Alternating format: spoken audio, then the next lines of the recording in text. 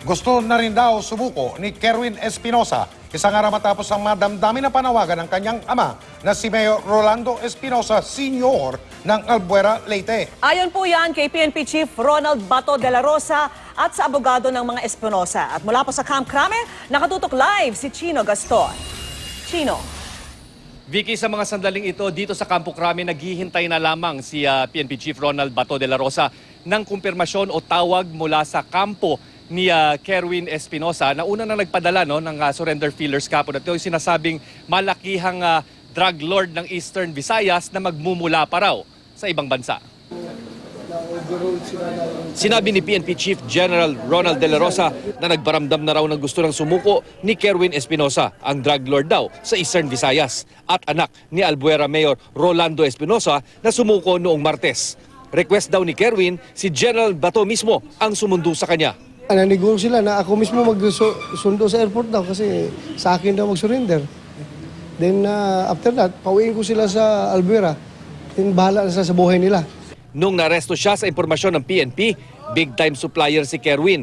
Ilang beses na itong naaresto mula 2010, halos lahat konektado sa illegal na droga. Pero sa ngayon, gasong attempted homicide ang kinakaharap at nakapagpiyansa.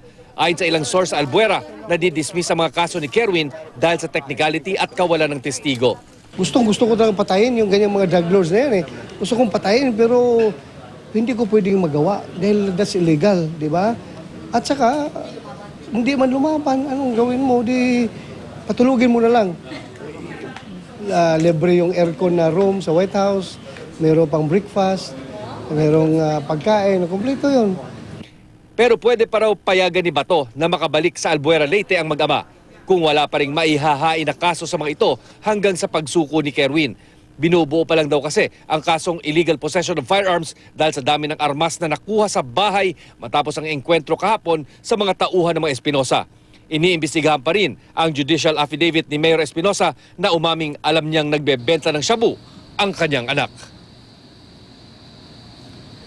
Vicky, sakaling matuloy nga itong pagsuko ni Kerwin Espinosa sa kapulisan, malaki raw ang magiging papel nito sa laban kontra droga dahil maaring mapigaraw kung sino ang mga mas matataas pang opisyal ng gobyerno na nagbibigay ng proteksyon di lamang kay Espinosa kundi maging kay Peter Ko na sinasabing ito'y pinakamalaking drug lord sa buong bansa, kung bakit daw nasa loob ng napakahabang panahon ay napayagang makapag-operate itong illegal drug syndicates nila sa buong bansa. Vicky. Alright, maraming salamat sa iyo, Chino Gaston.